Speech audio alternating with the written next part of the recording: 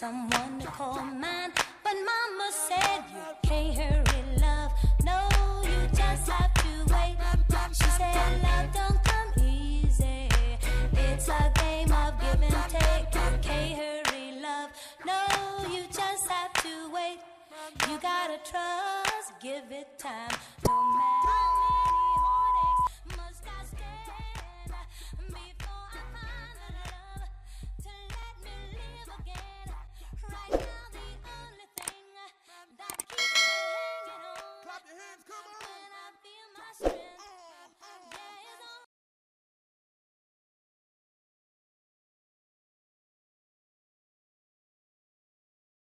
So, long story short, this started off as what they call a supply chain attack. And what a supply chain attack is, essentially the attackers found some way to get into the software distribution of SolarWinds.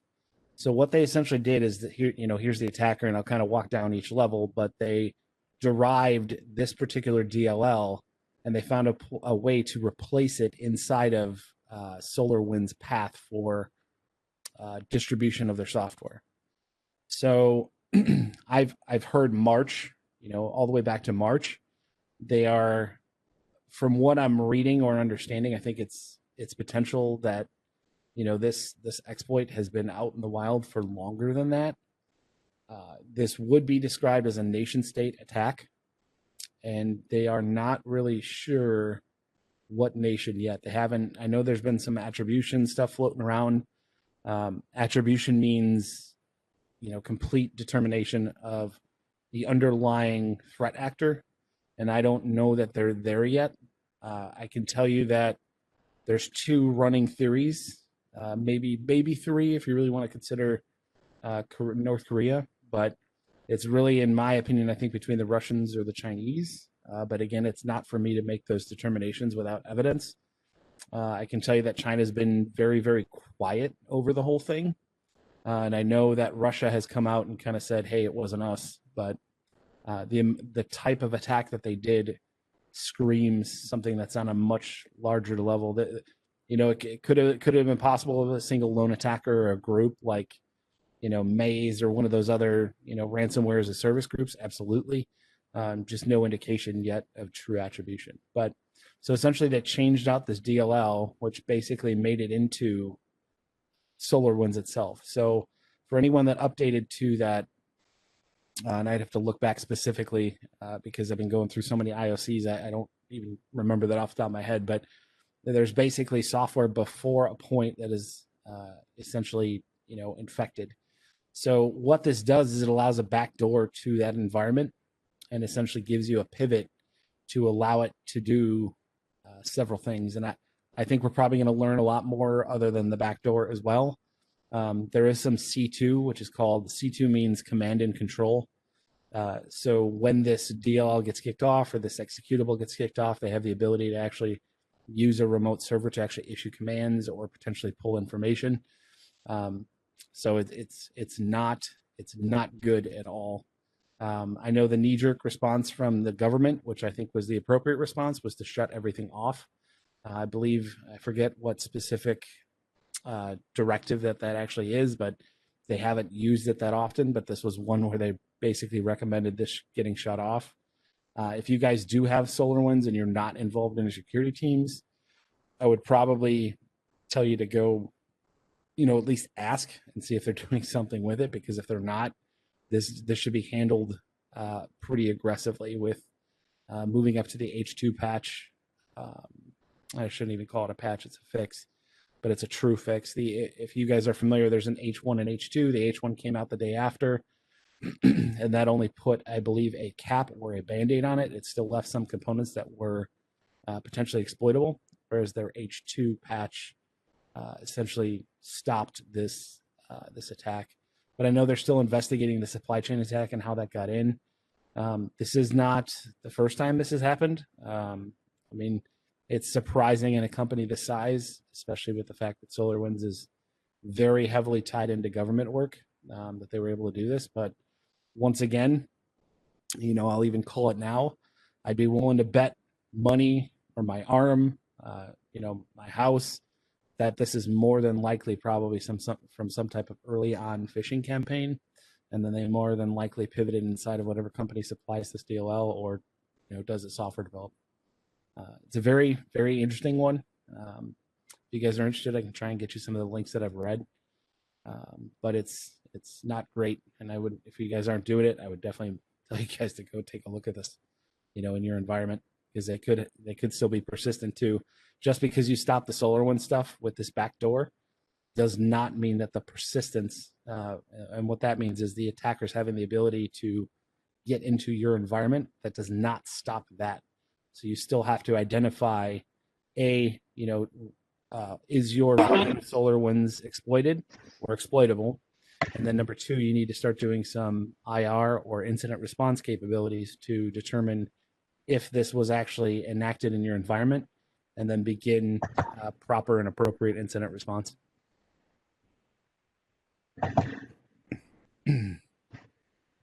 But questions? I know this is a lot. This is a huge topic.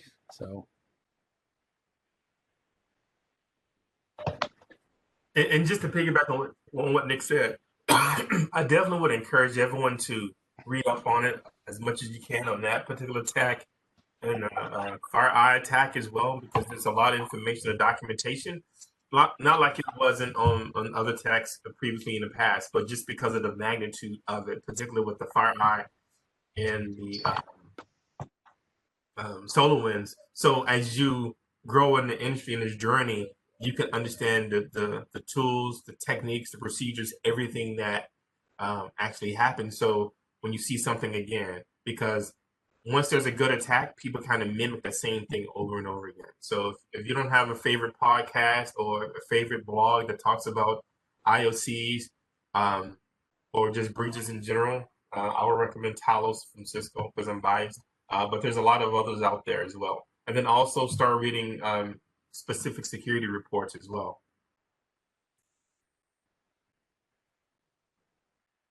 All right, so let me ask you this. So now that this cat is out of the bag, really, of how people can approach cyber espionage in this manner, what I guess what's the best way to vet basically a software third party vendor that's supplying your company with a security, whatever, any type of application, really, because I guess this could extend itself to Microsoft Office or any application that's external to the company. And the antivirus or what have you is not going to pick it up because it looks recognized. What can you do as an end user? Good question. So keep in mind, and I'm probably going to get lit on fire for saying this, but realistically, in a real environment, there's not really a way to identify this. So you can do simple tactics against the environment, like if you're doing an upgrade. So some of the stuff that I do on my team that I belong to, we do routine vulnerability scanning of software and that kind of stuff. But the way that this is packaged, unfortunately, and why this is such a big deal is because SolarWinds is what I would consider a trusted entity. So the fact that the supply chain was breached to get this into a trusted entity's executable, there's not really a great way. And I think that the effort would outweigh your benefit, and it'd be very challenging to really get a good response to reviewing absolutely every update and doing all that stuff. Now, to your point too, Ernest, so even though we can't identify the DLL, there are things that we can identify. And I know that a lot of times we always talk in those IOCs or artifacts or hash values. And this is this is called the Pyramid of Pain. It was introduced, I think, in 2013 by a gentleman named David Bianco. He has an absolutely fantastic blog about how he kind of came up with doing this stuff and doing threat intelligence, open source intelligence, and handling of attack indicators. I'll try and dig up that stuff for you guys too. But IOCs essentially are, one of those things that where they're very trivial to annoying. They would probably fall underneath this whole, the bottom four here in some way or another. Now, what I will say is that even though they're gaining a backdoor through essentially an infected piece of software, that shouldn't really preclude you from being able to identify the bad traffic. So when backdoors and stuff gets called out to C2 servers, especially from boxes that aren't normally there, there are ways that you can set up your environment to be essentially security sound.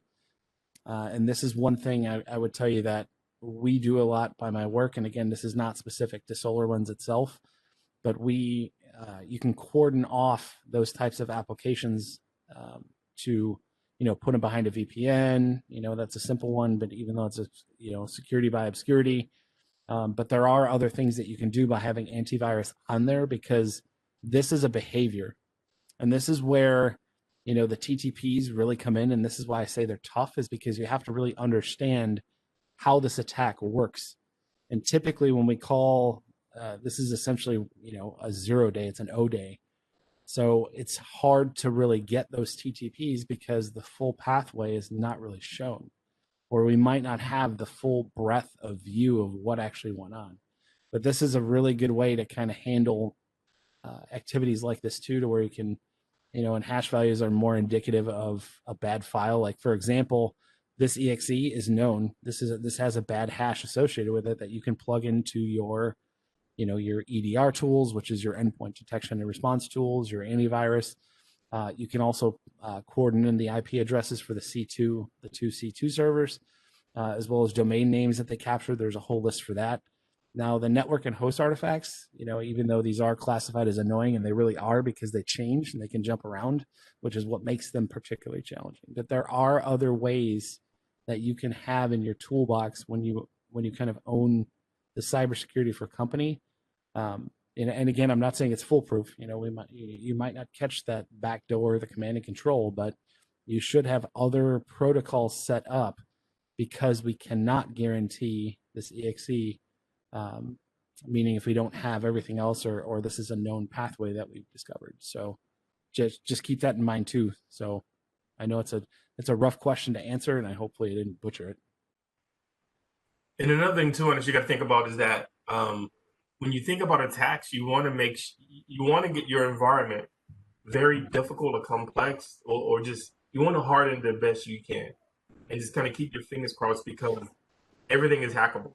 You can get into anything, right? And if you start with that premise, it becomes a little bit easier, because you just want to make it very difficult, right?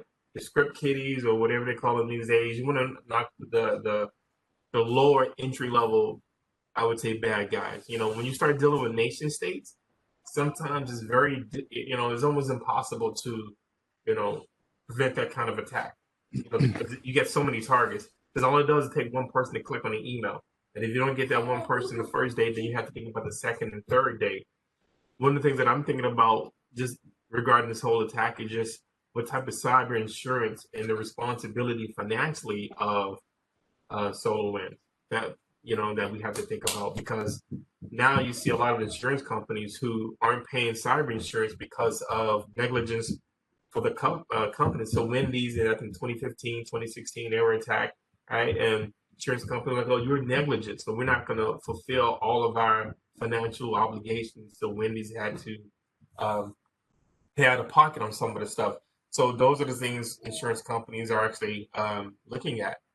And you can be fully compliant, PCI, HIPAA, doesn't even matter. You can have all Cisco, all Palo Alto, and Checkpoint, and CrowdStrike, and FireEye. You can still get compromised, right? So you just have to be able to make sure that the time to detection and time to remediation, you can cut that down. Once you compromise, to figure out, okay, what did they do, and have an infrastructure in place to kind of backtrack and see what actually happened. Where did they travel? What applications? And that's the difficult part. So having an incident response plan when you do get attacked. There's two type of companies they're saying in the industry: ones that have been attacked, and ones that don't know they were attacked. So that's how you have to kind of prep and plan for it. And although we go over cool stuff here, but some of those policies and procedures and reenacting those, IR plans, that's kind of the boring stuff. But those are the things that help CYA when you do get an attack. Thanks a lot. Yeah.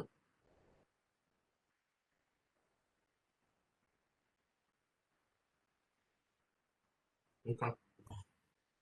Anything else before Nick's headed with what we're going to cover today? Okay.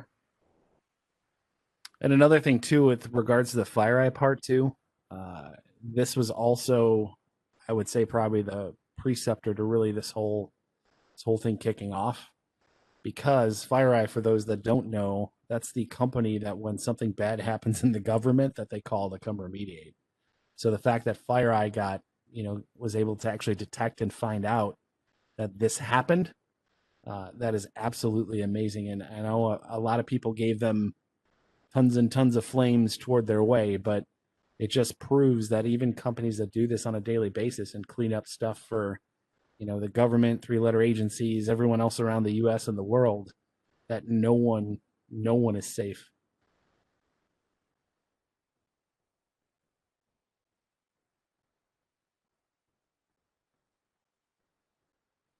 Good question. That was a good one. All right. I guess anyone have any other questions at all? Or anything else to start off with?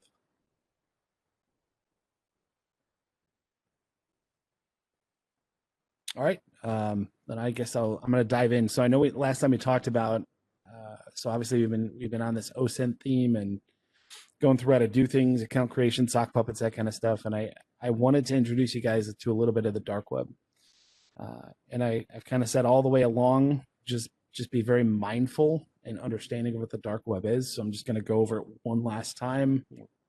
Probably not the last time, that might be a lie, but just be careful, because the stuff that you find on there is not necessarily, vetted or safe in any way. I do also want to point out that if you feel that a Tor VPN is your safest way to be anonymous on the internet, I do want to tell you that you should probably do a little bit more research. You don't have to listen to me, but I can tell you that you are still able to be tracked with using a Tor VPN. So if you are going to start playing the dark web, I would heavily tell you to consider using a VPN. I personally like Nord. I've never had issues with Nord. They're one of a couple that I really do recommend, but this is one that's pretty inexpensive. And if you haven't been exposed to using your own, an own paid VPN outside of your work, which is the work VPN, this is one that you can definitely take a look at, that I personally use. The other thing that I like about Nord is they still offer what's called SOCKS 5 proxies, as well as HTTP proxies too, that you can get a web extension that actually does the Nord through your browser. So it actually cordons off what's going on inside of your browser. But again, they do a lot of good work, in my opinion, to making things pretty easy to use. So that's kind of the 2-cent spiel on the Tor browser. Has anyone in this group, and I think the group's a little smaller than normal, but has anyone in this group gone onto the dark web yet? Have you guys ever ventured out there or taken a look? Yeah, I have, just a little. Nice. Is there what brought you to the dark web? Was it more like curiosity, or did you try and look for something specific? Yeah, it was the curiosity part with all the stories and everything that you hear. So I was just Yep. It's interesting, and again, this is another preface, which I know I've mentioned it before, but you have to kind of be careful where you go to too, especially if you have a sensitive demeanor. There's the clear internet. Remember, we discussed the clear, deep, and dark. The clear is somewhat cleaned up or somewhat safe, but the dark web is literally, if you give it an analogy to the wild west, it really is that. You can find everything, and again, this is awful to even imagine, but you can find things as low as slavery, trading people or humans, human trafficking, exploitation, child pornography. So just be aware that some of this stuff does exist on there. And again, I'm going to show you how to kind of navigate some of the stuff safely to where you can find what you do want to look for, and kind of avoid getting locked into something that might potentially scar your retina for your entire life. The last thing I'll mention, if you do happen to stumble onto some of that stuff too, if you're not familiar with how to get that over to somewhere to where you can bring awareness to it, especially when it's people, I'll throw a couple links in the chat shortly, but you can bring it to myself, send it to my Dropbears account. I can handle it. I have pathways to submit this stuff properly, and hopefully they can take it down or at least do something with the site. Outside of that, your imagination can run wild. So what I wanted to start off with, and again, I know this is kind of not prep for you guys, so you guys will have to follow along using the video after the fact, but the very first thing I wanted to kind of touch base with is Hunchly. And not because it's a paid web capture tool. I think you might have had me mention this before with doing some OSINT because it makes it easy, but more so because this company actually offers a free resource to actually those dark web resources. So what I would encourage you guys to do, once you guys get into Hunchly, you just go to resources and then go into the Hunchly dark web mailing list and basically just put your email here. It is a free service. You get it once a day, roughly around, mine comes at like 7 or 8 a.m. But what it does is it gives you access to this. And this comes out every single day. So what it will do, and as I've gone over before, the dark web and deep web is not indexed. So what that means is that it's not really very easily searchable. That doesn't mean you can't search it. There are ways that you can do it through some web scraping, page scraping, that kind of stuff, but you have to be, you have to essentially have that set up or have a service that really does that for you to bring you back the information that you would need to go actually search off of. So this is an example of what Hunchly did. This is actually the one from today or yesterday. I think it might be yesterday. What day is today? I don't even know anymore. Yeah, yesterday. So what they do is they break it up into 3 different tabs here. So new today is literally new, a new one that they found today that is not like the rest. But then they will also tabulate every single one on here. And I wanted to show a little bit of how this works. So they do call all of these .onion links or .on links. These are all what they consider a hidden service. They'll typically show some language, and I'm not familiar with EO. I don't know what EO is. They'll show if the site's up or down. So 200 is mean it's pingable or reachable. They'll show a last seen, and then they'll try and give you some type of idea of what it is. And really, when you start looking at some of these sites, and like I said, not that I want to preface this, but there are some pretty terrible sites on here. But so you can go as far as, hey, Dr. Chronic, buy weed from the source. Adult sites. So that's a pretty common one on here too for just about every weird type of fetish you can think of. It's on here, but it gives you those ideas like this one where it's blank. I don't know that I would encourage you guys to go to there. So if it's not really defined, just, heed some warning. And I can tell you from firsthand experience, I've stumbled into things to where I really didn't need to see what it was. But with that being said, if you have an idea of what you're looking for, so for example, we could even do, so this is one that I deal with a lot of the time, which is carding. So this is actually even in the, it's actually in the name of the site, but let's do this. Let's do this. So here's a carding forum. There's another carding forum. So this is what I would do on a regular day if I was starting to hunt for things that might possibly affect my company. So for example, for pivoting on here and I ran into one that I was like, wow, this is a really good site, or it's one that I've not seen. Some of these I've seen before. Does anyone know what these weird symbols are? It might be hard. Let me make it bigger. Oh, that's not what I wanted to do. Why is my shortcut's not working? Does anyone know what those symbols are? Is that Russian, like the Cyrillic alphabet? Yep, 100%. So this is where you'll start seeing, like, even Facebook. This is more than likely either Vietnamese or potentially, oh man, I'm losing my Filipino.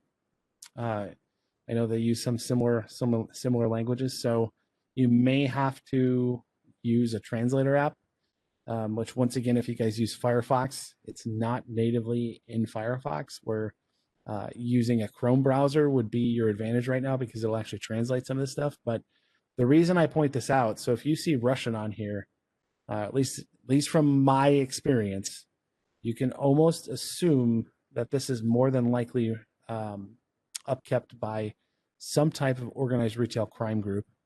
So, and not to give the stigmata of every Russian's a hacker or along that lines, but it's been my good experience. So again, use operational security that we've talked to before. Use a VPN, and we'll go through this stuff too on kind of what I do to start up when if and when I go onto the dark web. But you can search for literally anything. Again, if it's on here, some of the stuff we don't ever want to look at, like this kind of stuff. This is horrible. There are services that will go through and submit these to the U.S. government. You might even notice that like site not configured, or let me see if I can find one. Spell that right.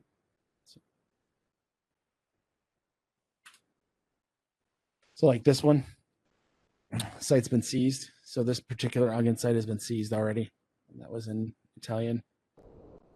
This will also be another, Russian, English. So you can see this is Japanese, the Netherlands, French, DE, I think is German. BR, I believe Brazil. LA is not coming off the top of my head. I usually try and use this against a country code, decryptor or what it is. So that is essentially where you can get your links. So it would preclude you from actually doing a search. There are some ways to do searches out there. I can tell you that I've not personally found any real good way to use them. The results are spotty at best. And once again, it's because the stuff is not indexed in the same way that Google, Bing, DuckDuckGo, all that stuff on the clear web is tabulated and notated for exactly what it is, because they're trying to sell ad and market space. So with that being said, does anyone have questions on this before I kind of move forward? So this is kind of the how or where to go, and we'll just pick an onion link to go to when we get spun up. But questions on this stuff at all? So it's Hunchly. Sorry. No, go ahead. Oh, you said connect with the VPN and then use the Tor browser. Yep. I don't know. I'm sorry if you've covered this, but which one would you recommend? Proxy chains or VPNs, or is there a better alternative compared to both? So the reason I like a paid service is because I know where it's coming from. You could just do, like, for example, free proxy list. And then you can use one of these free proxy ones, like Open Proxy Space is a decent one that I use. Proxy Scrape is one that I use pretty regularly. These I use for doing those web attacks on my own site. But if you go into here, you can actually get free lists that you can download. Like you can have HTTP proxies, SOX4 proxies, SOX5. But here's the catch. So I don't know who's hosting these.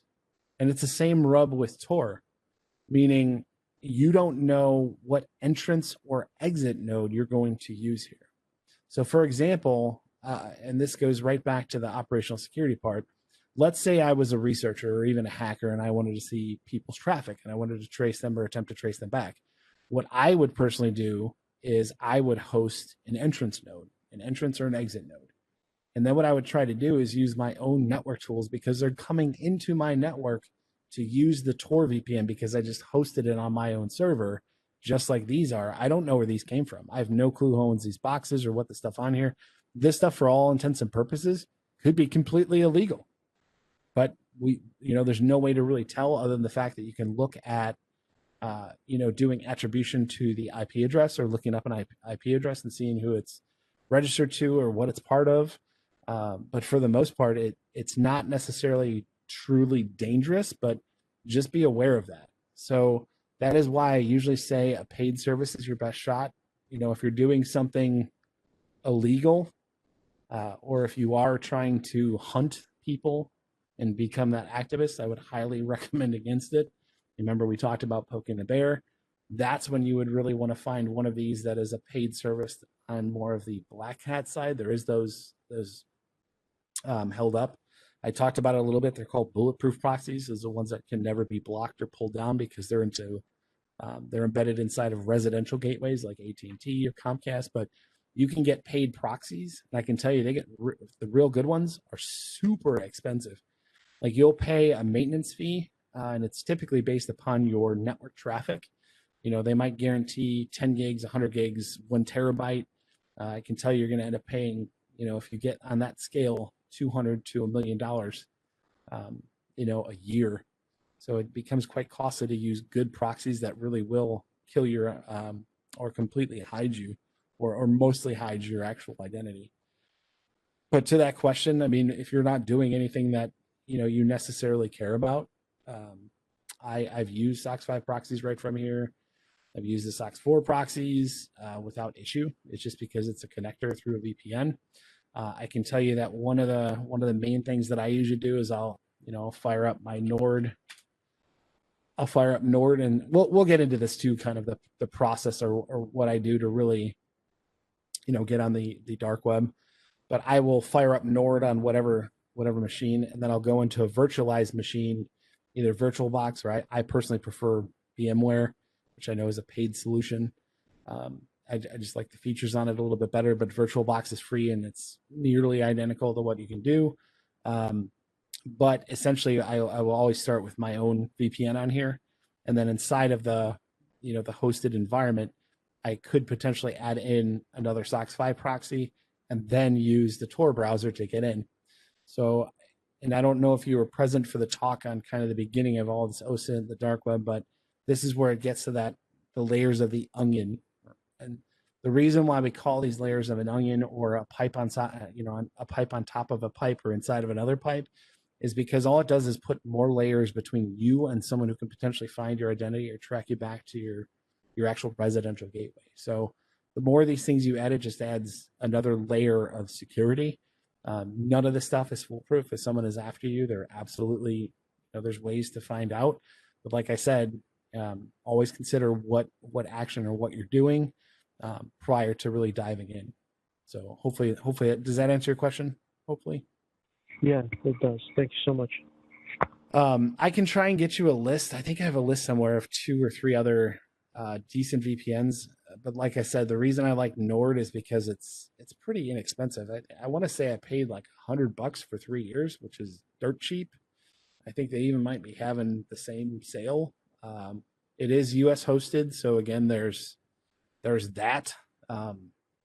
If you start doing, quote unquote, not smart things in the US, they can go to Nord and sequester your logs, which they claim they don't have logs, but I don't put any faith or value in them protecting my privacy, because when the government comes knocking, I'd drop my pants too and say, here you go, here's everything, because I don't want to be the one that's on the chopping block. But Nord's pretty good. And again, I'm not sponsored by them or anything like that. It's just who I ended up with after doing some research.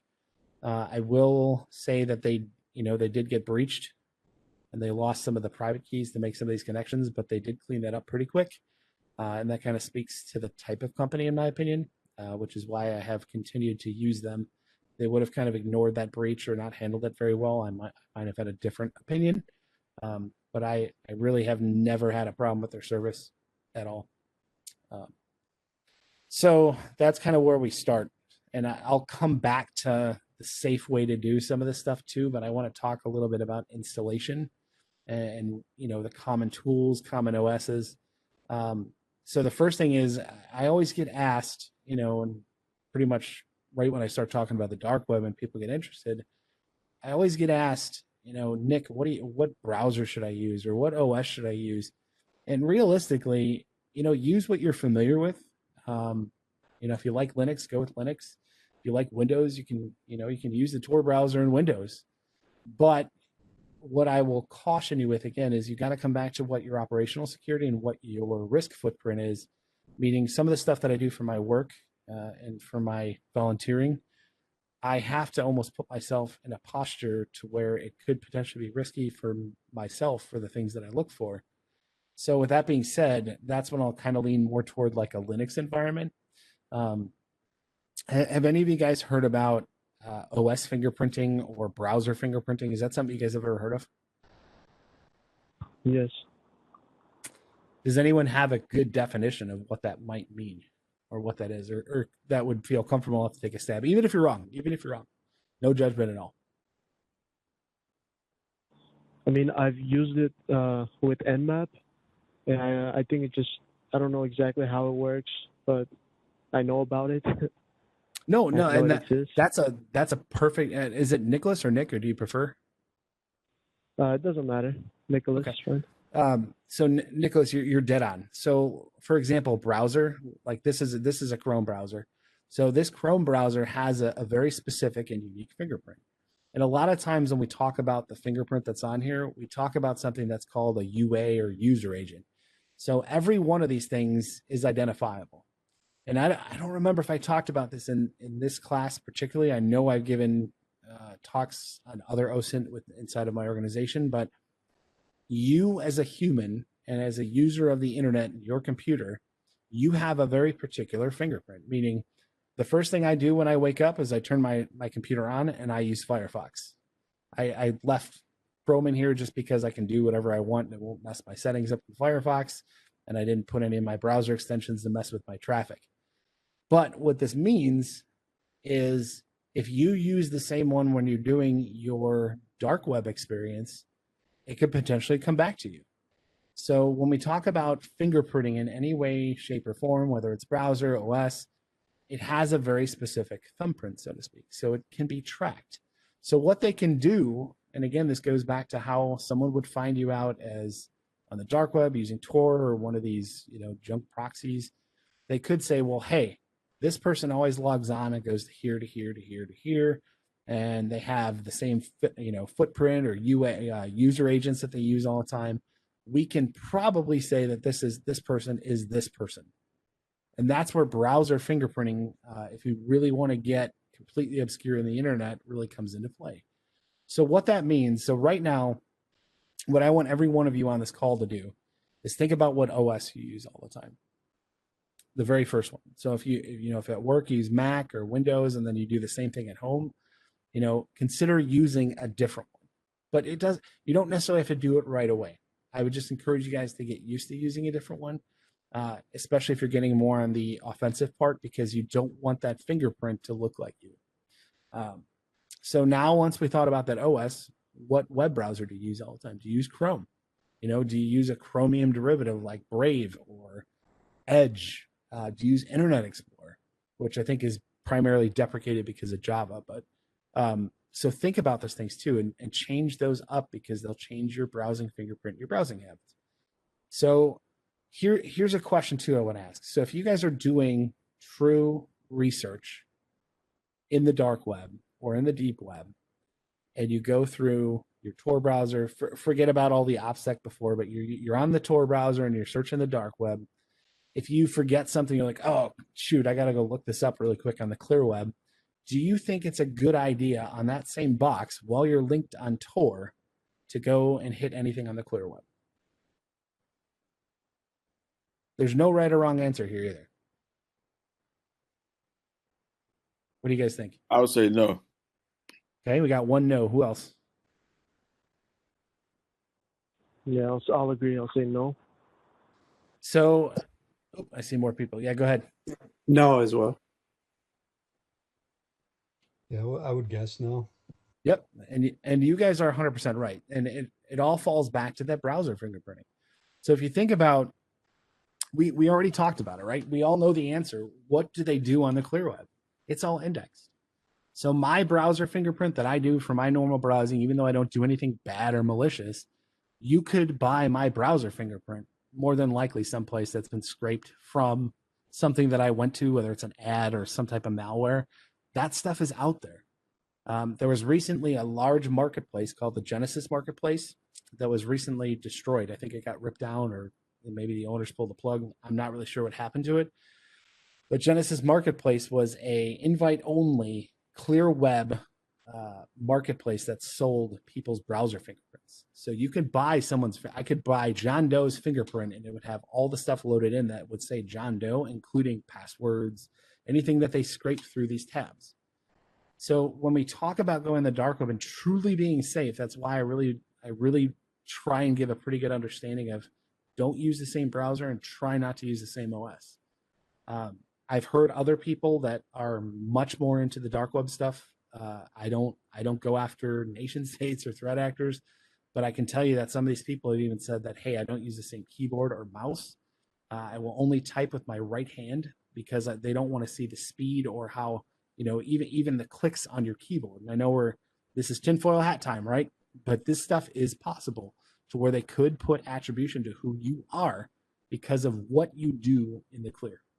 So just always keep that in the back of your head.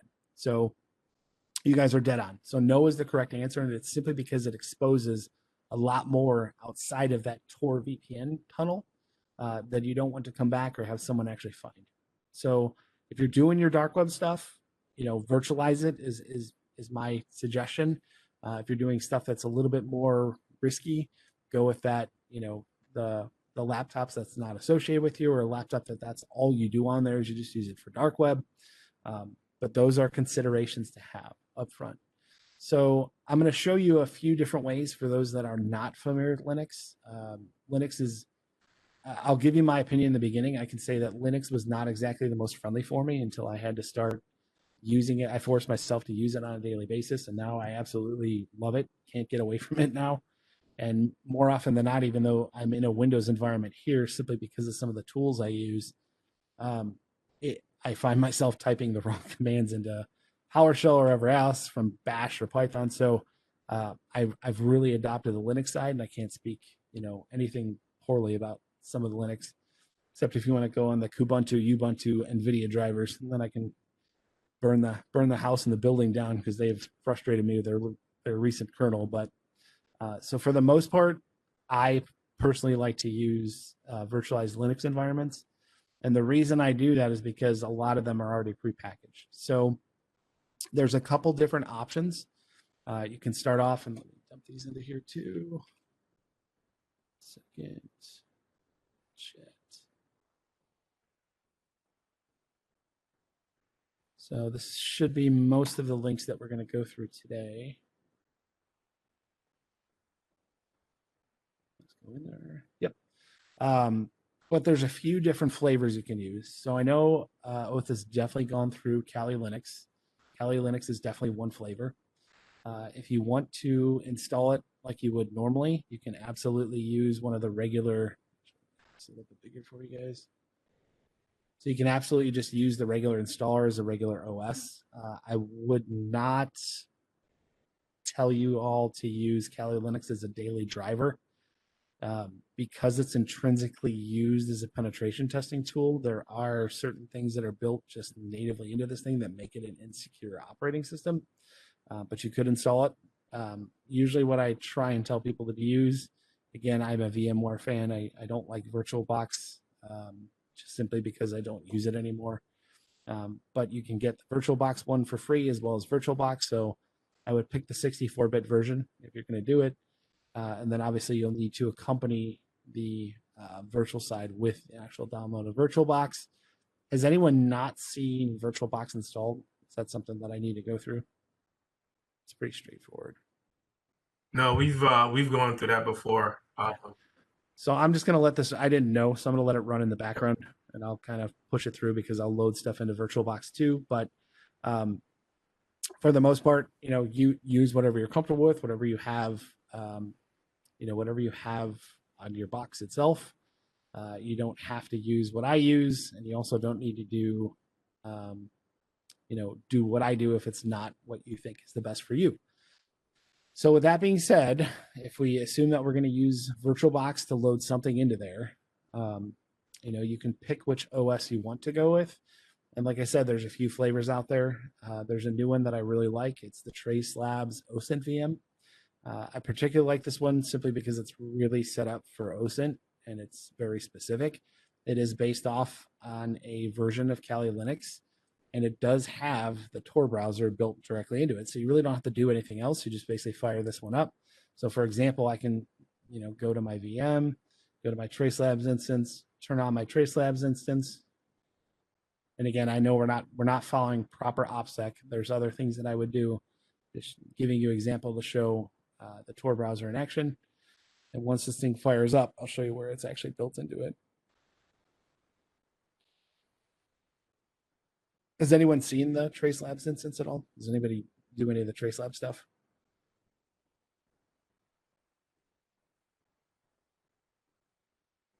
So this is loading. I'll show you guys that. Yeah, I'm a part of Trace Labs. I don't participate, but I'm in their group. So if you guys are interested, this is actually where I started out volunteering before I got over to this. I'll go over what these are.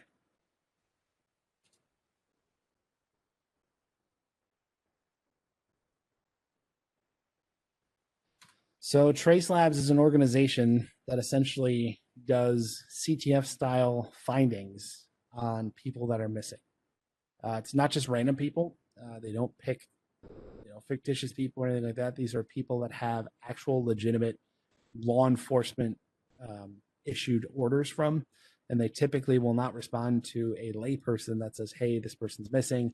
It has to be initiated through law enforcement, and essentially they get added into their to their bucket, and then people can start searching them that are involved in the organization. They have a really nice dashboard if you want to do some OSINT outside of the CTFs, but they have CTFs that are actually this is the recent one coming up in 45 days. But they have CTFs that are actually around finding what we call flags for potential, these victims or missing people. So you can actually go on there and hone your OSINT skills and kind of, if you're not familiar, go check it out. It's an awesome group of people. I personally know quite a few of them at this point. And I can tell you it's a great cause. If you're not, or you don't have the ability to work on a team, let me know. I can try and work with you guys if possible, or if I'm available. I currently don't have a team now. I was planning on doing some judging, but that's the other option on the other end. You can actually judge somebody that comes in, but they're always hurting for people. So if you guys are interested, this is a really easy organization to get involved in. Like I said, really awesome people, and you can ask some of those specific OSINT questions too. And they're incredibly friendly. The other one that I'm involved with, which I've kind of fallen face first into, is Operation Safe Escape. Similar organization, but slightly different on what they use. We don't really deal with those missing technically. We could, but a lot of our clients that come in, they're typically victims of some type of domestic violence or some type of crime along there. They're trying to escape a bad situation, or they don't really know how to get away from stalking or hacking or intrusion into their life, or stuff that's not wanted, or that they agreed to have happen. So this is another organization too that we take volunteers. If you guys are interested, let me know. I can have you go through here, and I'll kind of push you guys into the list if you guys want to check it out. And I know some of the stuff on here might look very intimidating. You don't have to do everything that I do. You can do as little or as much as you feel you want to do.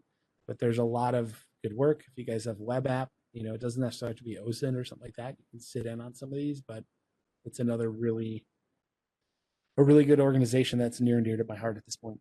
So check them out if you haven't already.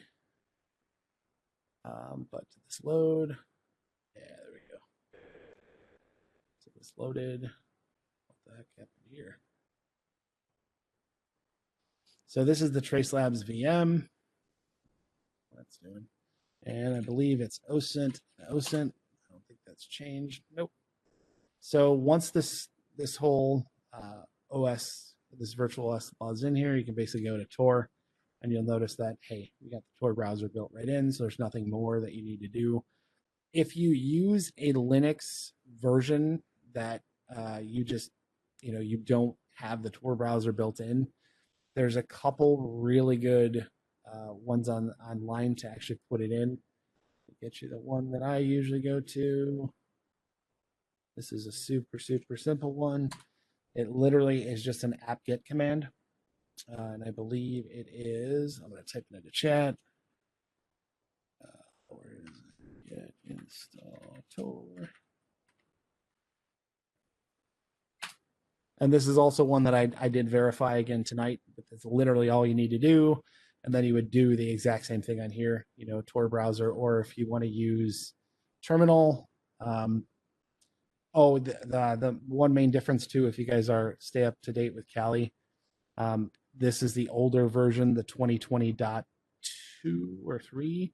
So it doesn't have the new ZSH shell. I don't know if you guys even know what that is.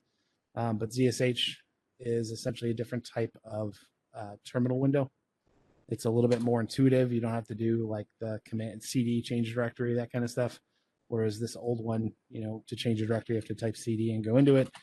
But this one, I don't even know if it'll find it. Yeah, it does. So it has Tor browser, but obviously you can't tab through. I'm so used to using it already, where you can tab through just like Windows and then grab, browser launcher and then hit enter. It does the same thing. It'll do the exact same thing as going on there. Again, I know I'm going very quickly on here. This is just stuff that I don't, it's very simple. If you want me to slow down and go through this, just call it out or throw it out into chat. I can go through a little bit more, of this. Excuse me, can you maximize your terminal window for me, please? Yes, I can.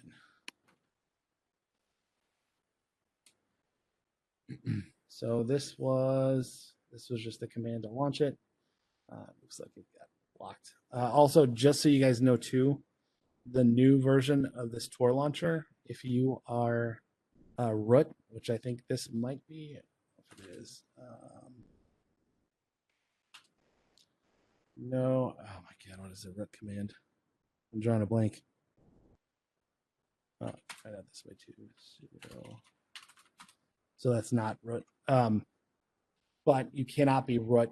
You don't want to ever run as your root user in Tor ever. The new versions of this Tor browser launcher will preclude you, like if you're in root or sudo mode, it will not allow you to launch it. You'll get a pretty long string of errors that'll just keep airing out. Like I said, the much far more simpler way, and this also goes for Kali, is literally just go into the corner and type in Tor browser, and then this sucker will launch pretty much immediately. Where did I break it?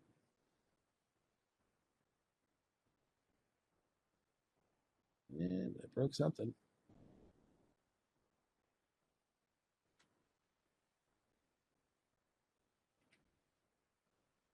I might have broken it because I stopped the installation.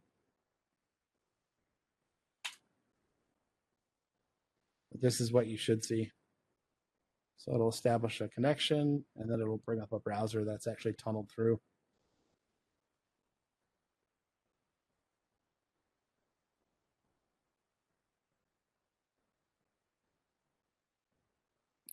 And at this point, just to recap a little bit, your main system is already VPN into your VPN provider, correct? Well, yes, we'll get into that too. I'm just kind of showing you guys how to install the stuff and kind of get to it, but we'll go through OPSEC shortly. But that's a great question, Ernest, and that is an absolute.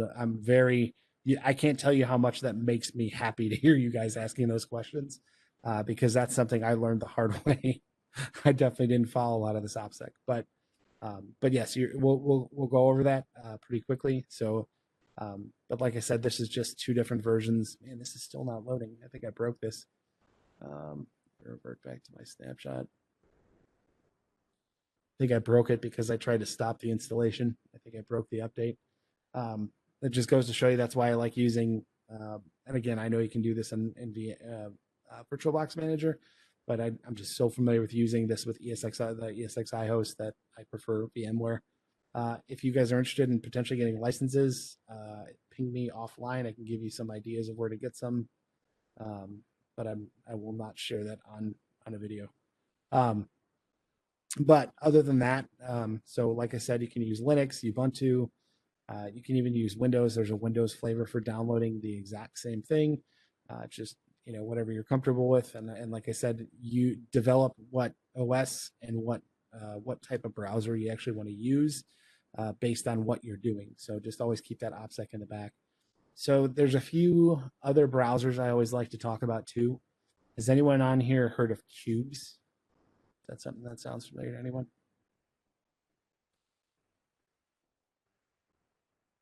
So this is one that he's still on here. There we go. So our generous Edward Snowden, this is the one that he defaults to using a lot.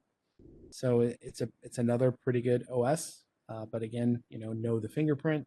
There's another one we'll get into that I really like, which is Hunix. And I like Hunix because it is very, very simple to use. And I'll get into why I like this one so much too. But Cubes is acceptable. Tails is another one that you can, bend to your will. Tails, or actually that for that matter, if I said the words live installation or a bootable USB with a live installation, does that mean anything to anyone here? Does anyone know what that is? It's okay if you don't. So what a live installation is, oh, good. Yeah, good. Thanks, DJ. So what a live installation is, you essentially have your computer cordoned to a USB stick. So Kali in particular, they actually do have a live boot version, which is very, very good to use. I mean, you can use the live versions that are already built. This is one of them, or you can convert the actual installed one into a live version on your USB stick. You can take the regular installer, use a program called Rufus, or however you want to make the USB stick. If you use Balena Etcher, that's another really good one that I use. Let me get you that too. And actually, this is the one that I would recommend you to use for Linux. It is free. If you guys run this, and if you have never used this, don't do what I did and pull the drive out before confirming it was done, because you will brick your USB drives and your SD cards if you use SD cards. But this is a free one, super simple. Just pick which image, pick which drive, and then flash it. And it'll flash it for use in Linux. But like I said, you can go with a live version, and what that would entail, you can still technically use your own PC, but just remember, if you're plugging in your USB stick to your own PC that you share and you use every day, can someone give me an example of things that might expose things that you don't want to the outside? Can anybody think of some pathways?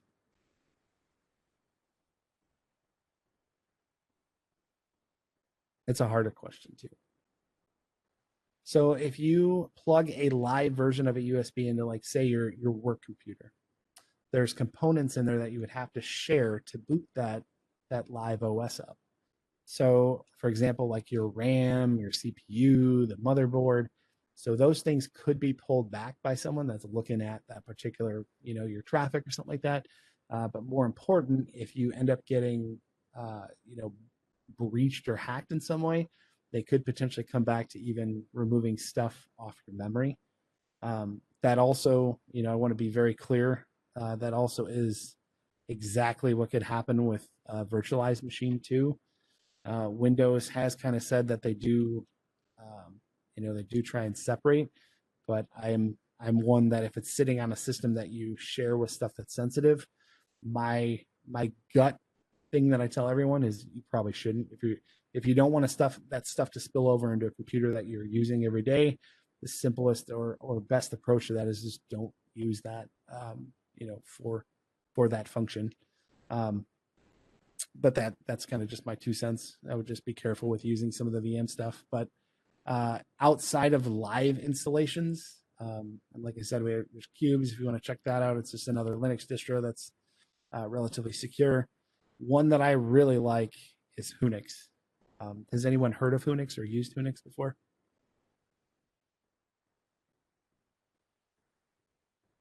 That's okay if you didn't. I can tell. Oh, good. Thanks, TS. I hadn't heard of this one since I actually started really playing more in the dark web stuff. I will tell you, I've come to love this one, more so because of what it does.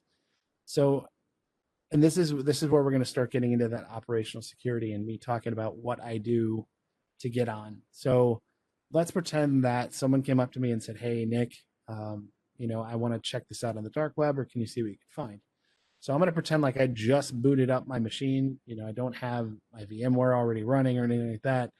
So I just booted up my machine. The very, very first thing that you want to do, and again, my network is a little different. I know I've talked about, I have a separate SSID that I go through the dark web that's off of different VLAN that is already proxied, but I will still use a VPN. So the very first thing, and I don't want to click on this too because I'll probably lose you, but you want to fire up your VPN. That should be step one.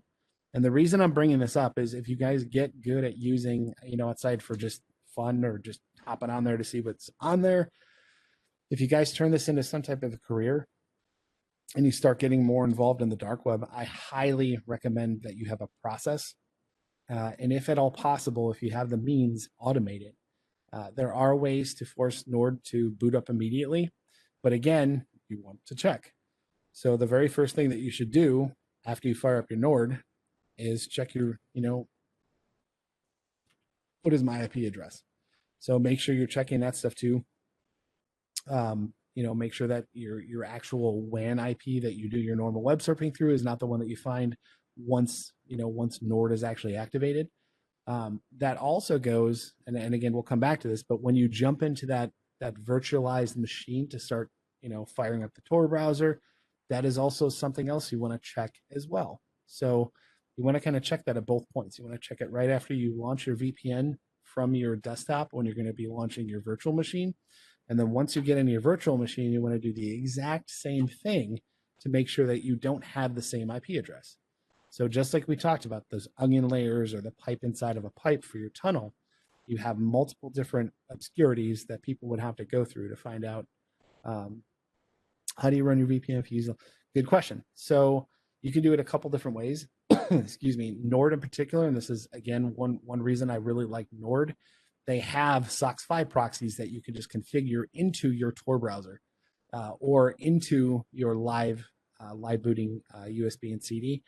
You don't necessarily have to use, so Nord is set up to where you can use like an open VPN connection, meaning a CLI command, where you can use the stuff that's contained on your Linux with a profile for Nord. So it is still possible. Any thoughts on TunnelBear? Not really a big fan of TunnelBear. It's not one that I would prefer for OSINT. So typically my VPN connections, if I would use it to do OSINT work, I would use it for this purpose. But TunnelBear is not on that list. I have to go back. PIA is one. Gosh, I can't remember the last one. The other one I just looked at. I'll get you guys that list though. I'll give you a list.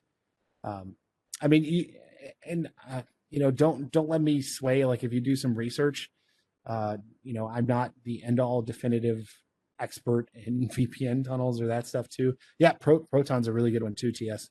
That's one that I recommend as well too. It's a little bit more expensive, but that is a really good one because it's not based in the U.S. as well. And I believe if you do their sign up for the Proton mail, I believe you get a VPN included.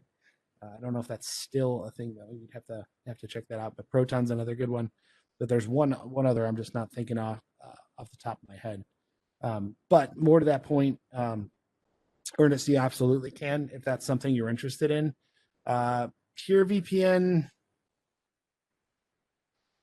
I'm on the fence. I'm not a fan, kind of like a VPN snob. But I mean, like I said, find one to where you think it works for what you have, and just do your due diligence and the research. Like I said, I'm not, I just like Nord just because I've had it. I did my research and it hasn't really changed. If you guys are interested in more of these things too, if you use some outside ones and you're going like, well, they tell me to get this VPN, I got to change. If you guys have some of those, Kaspersky's another one. Let me do a little bit of research for you. And maybe I'll put together, I don't know, like a top 10 or something like that. I feel bad telling you it's not great, even though, I might not know a ton about it. So if you guys don't mind me coming back, and I'll touch that again on there too. But with that being said, so to your point, Ernest, it absolutely is possible to use a VPN tunnel. But again, if we're doing the live booting thing too, just remember, if you can get that Wi-Fi connection from outside, Starbucks, Target, one of those, that's really your best option. That's way better than an actual VPN, especially if you're using a live boot and you're not necessarily, worried about that memory barrier on there. But very good question. If that's something you want to see, I can try and write a tutorial or try and cover that. I was not prepared to do that today, but it is something I've done in the past. Am I going too fast for everyone? Is this too much at once? We good. Okay. Well, everybody else good? Okay. So again, if you're not familiar with SOCKS 5 proxies, it's another way to connect to Nord. So I guess let me take a quick poll. Has anyone used the CLI command with a profile for something like OpenVPN? Like if I showed you a command that said OpenVPN space and then your profile and you hit enter in a CLI command, has anyone ever used that to go into a VPN? Nope. No. Okay. So, and the reason I bring this up is because that's all these GUIs are doing. So these apps, like if you install Nord or Pure, Proton, whatever VPN, they give you this nice polished GUI because these companies, they want your business and they want the most amount of business, but really the back end is really doing the same thing. So it's still using, even though they call these the proxies, it's still the exact same network they're using on here too. They're just bundling it in a way that makes it look more user friendly. So that's more of what I get at with using the CLI or command line interface stuff. That all of the stuff that you see on here can be scripted and done in a way to where it's just not done in the GUI. But GUIs have their place too and make stuff pretty simple. You can see it; it's on. But the SOCKS 5s, it just uses a different port and different node for Nord. And I know that this is the uTorrent VPN guide. They have removed, and I'm not sure why. This happened a couple months ago, I think July or August. But they removed their help guide for the SOCKS 5 to set it up for Tor, and I don't know why. I tried to search today to find out, and I couldn't get a really good answer. If you guys ever come across that, and if you wouldn't mind, let me know. I don't know why they pulled it. Or maybe somebody did something stupid, or maybe that's how they got their keys lost. I mean, that's possible. But if anybody comes across that, I'd be interested. But like I said, SOCKS 5, it's just another way to use the same VPN, just in a slightly different manner. So with that being said, so the first thing is when we're doing our dark web searching, fire up the VPN when you start. That should be your number one. Check your IP address. And actually, I think I've given this before. I guess I don't care at this point. I got to get a new one anyway.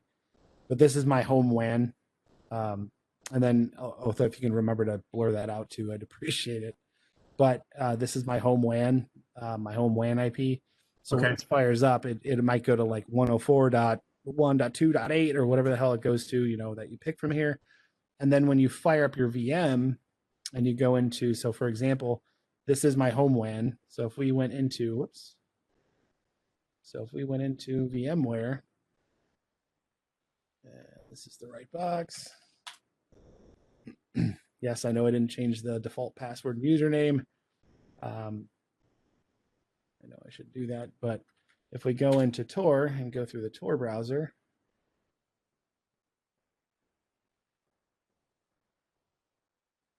so right now this is actually spinning up a Tor VPN tunnel to some random entrance node. You can also set up the Tor browser to use a SOCKS proxy. That is an option. But more so what I wanted to show you guys was this.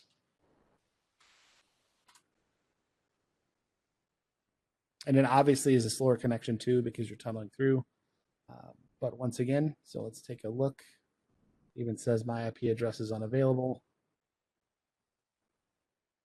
Which that, I don't believe that at all. You have to have an IP address. It might be being blocked by this browser. That's interesting. I've never seen that before happen. Usually, let's see.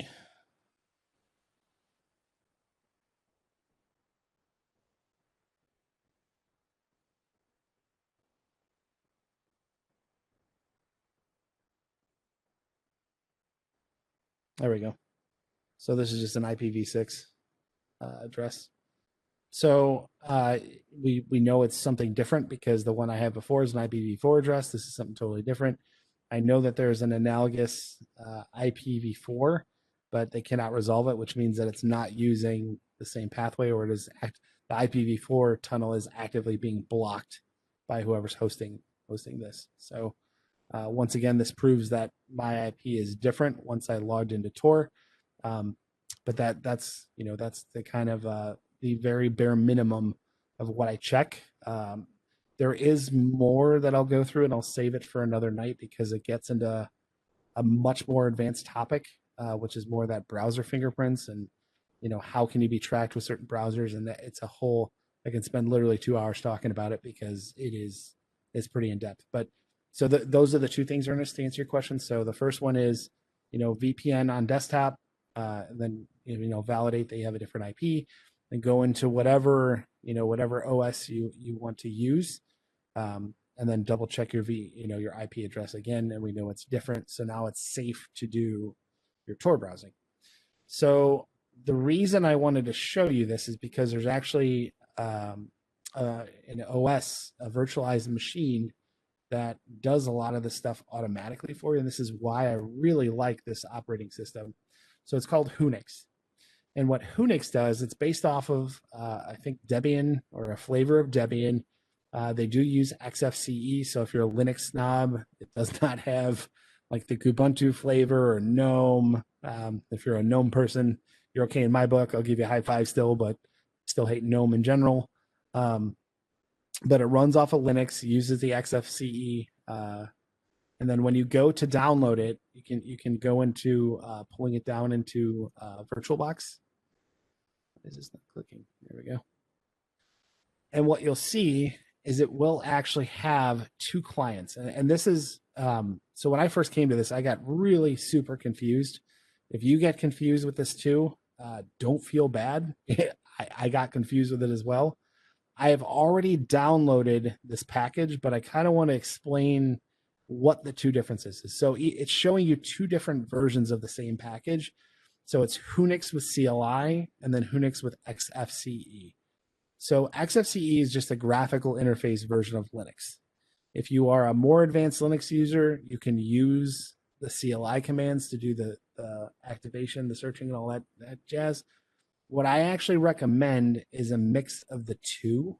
And again, this is probably going to confuse the hell out of you. I don't mean to. It's because when you download the XFCE version, you're actually downloading two workstations. So one workstation is going to act as your router or your point to enter the Tor node. And then you're going to have a completely separate other VM that is where you do your work in. And the reason why this is unique and very cool is because if you fire up that workstation, and I'll show you better what it means in a second, but if you fire up that workstation and your router, doesn't launch or doesn't do something or doesn't connect, it won't allow that workstation to work. So it gives you a barrier of protection if you are more new to, OPSEC, or you want to make sure that your stuff and you don't really have a defined process yet. It's a much more safer way, in my opinion. This is almost always the first OS that I try and point someone to use the Dark Web. So let me show you what that really means before your heads explodes and go, I don't understand what you're saying, Nick. So like I said, I already downloaded Hunix, already downloaded VirtualBox. This is the version of XFCE. You can see it in there, XFCE. I know it's probably small. We're just going to, oh, that's right. We can't do it in here. I'm going to import, then file out. And again, if this is too fast too, I'm assuming that you guys have a rudimentary understanding of VirtualBox. Got some music. Oh, there we go. Sorry. So it'll actually load two versions. So here's what I want you to see. There's nothing loaded in this VirtualBox. This is brand new. But watch what happens when we import this. You will have to do this. This is just okay. This is basically just saying that they're not held to anything as far as using this. It's perfectly okay to use. Agree.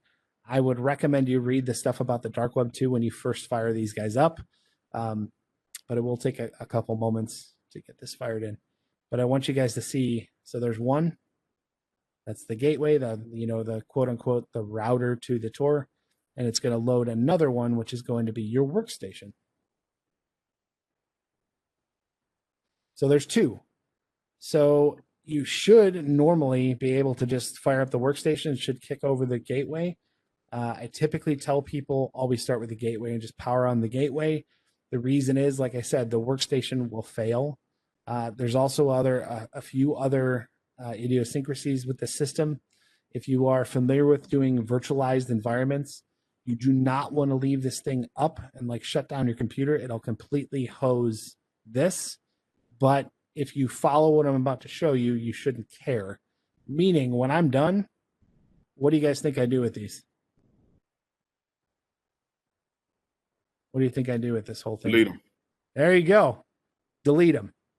So we have the base image right here. How long did that take to load in here? And I know I'm on some insane PC that I finally got, but it shouldn't take you longer than like 3 or 4 minutes to get this stuff installed. It's super, super fast. And like I said, it's super simple. It takes a lot of the guesswork out. So it'll load those two in here. So now if we come back, and this is where, if this doesn't make sense, I'll try and explain it another way. I've had good luck with explaining it this way. So if you grab the Hunix with CLI, it's just a CLI version of the gateway and of the workstation. So what I recommend people to do is actually download both. And because we don't want people to work in the gateway, the gateway box will still work for Tor. That's why you can load the CLI version and use the CLI gateway. That way it'll only force you to use the correct workstation. Does that make sense? So if I downloaded this Hunix with CLI, I would have 2 more boxes. So it'd be CLI version of the gateway and a CLI version of the workstation. I would just delete the workstation and then delete the gateway here. So it would leave the CLI gateway and the workstation with the graphical user interface. You don't have to do that. It's just, I've told other people, because I had someone literally come back to me and say, I messed this up. Do you have a solution for me? And this was the solution. So they are interchangeable. If you loaded both in there and you just left in the one gateway, and I'll show you how to configure it too. When you configure it the first time, it can work just the same way. But again, obviously I assume you guys are very smart people. This person was absolutely awful with, a procedure. They didn't come up with anything on their own, and I tried to bulletproof the process. So long story short, load it in, and then you can just power on the gateway, and then it'll walk you through pretty much what you need to do. Questions on that? Did I confuse the living God out of anyone? Okay, good. So we launched the gateway. You literally don't have to do anything. You can let the sucker load. Eventually it'll get to a screen or a desktop. So this was that thing that I would recommend you guys read at least once. This does give you kind of a crash course in anonymity. It also will point out that this is not, this is not the usual blah, blah, blah, but in fact, it is not guaranteed in any way, shape, or form. It is not guaranteed to hide who you are or make you permanently anonymous. Just understand that if you heard someone who's ever told you that just use the Tor network, it'll make you anonymous, that's a person that you don't want to talk to about your web security. So obviously just click past to understand. Same thing, another, more understand. If you click not understand at any point, it will immediately stop this installation and just default you back to the VirtualBox desktop.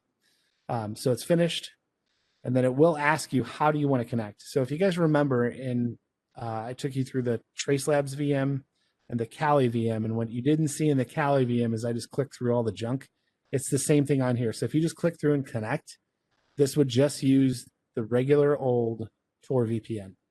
If you are a little bit more advanced and you're comfortable with configuring, like if you're a network guy or a girl, and you're comfortable with configuring a SOCKS 5 proxy, this is where you would enter it.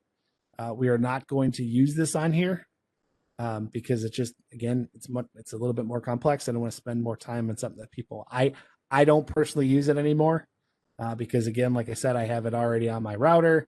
I fire up my NordVPN and then I tunnel again. So I have 3.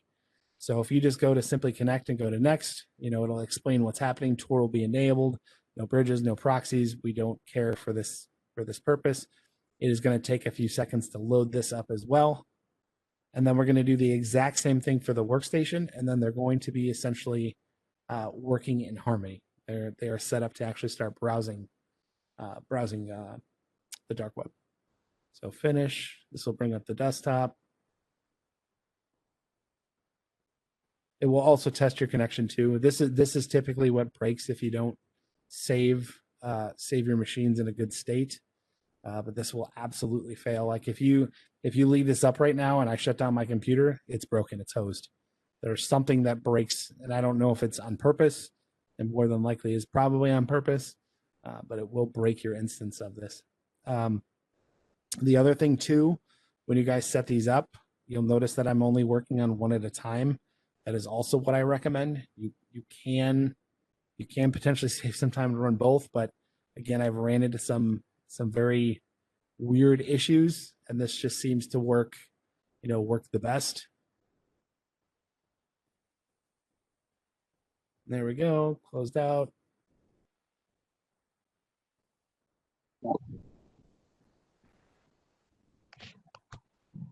Did you have a question? I think somebody chimed in. Nope. Well, fine then. I didn't want to answer a question anyway. No, sorry. No, you're good.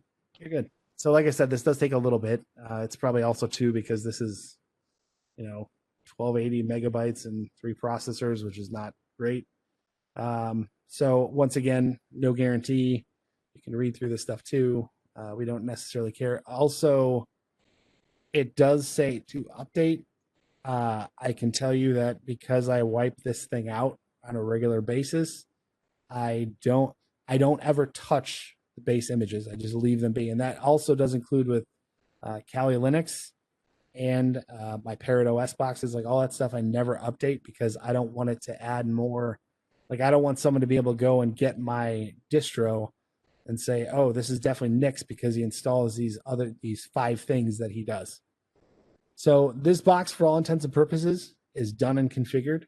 And now this is when we would bring up the workstation. I don't know if they changed this. I haven't fired up a workstation here in a while.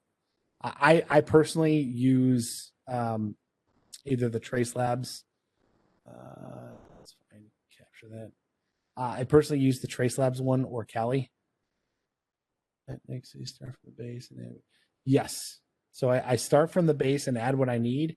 But I haven't, I'll be honest, I always have a tendency to roll back to base unless it's something that was just ridiculously hard to install. And for the most part, Kali itself, well, if you're not familiar with Kali and you haven't gone through using as a pen test distro or a penetration test distro, this could be challenging. Then yes, you could set it up and save it. But you'll notice too, and this one, I don't have this set up yet because I haven't had a chance to really go through all. I'll take snapshots of where these are. Like, for example, I'll leave one for pen testing that is somewhat configured, like for Responder, for, all the OSINT stuff that I use. So that it does require, it does really require some setup that is not necessarily convenient to do on the fly. That stuff's okay to do. But typically when I do dark web searching, I want it as, and I use this term with air quotes, but anonymous, right? I'm just a person who downloaded a package and I'm using the package. I don't want it to be anything outside of what would be from download. So same thing, we have our gateway in the back, the router. You're going to get the same things on here. So you have to click through and just make sure that you understand what you're doing and the fact that they're not responsible for anything you do. It should go through another check. This check is a little different. So this check is actually to see for the Tor connection. So this box itself does not spin up a Tor connection, but rather, oops, we lost that on there. And what the heck just happened to my other box?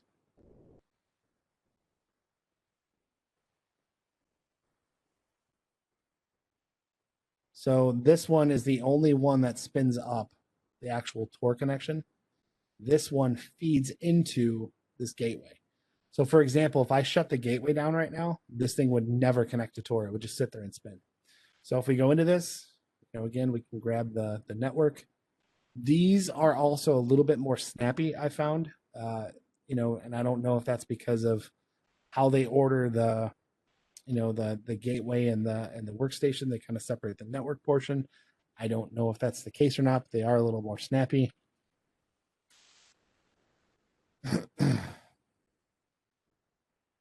And again, my address is unreachable. This is the one that worked for us. So let's see if this brings back the same. Yep, there we go. So we got another node that's in Russia. or I don't know why it's .ru. See, this is the stuff that makes my spidey senses tingle. So someone went out of their way to put a .ru on it, but the location's in Luxembourg. That would make me uncomfortable. I would probably disconnect and reconnect if I really cared about OPSEC right now. But does that make sense? So you can for all intents and purposes right now, this browser's good to go. Like you could go to an onion link, you can pull something up. So let's find one that's not absolutely horrible on the eyeballs. Oh. Let's see.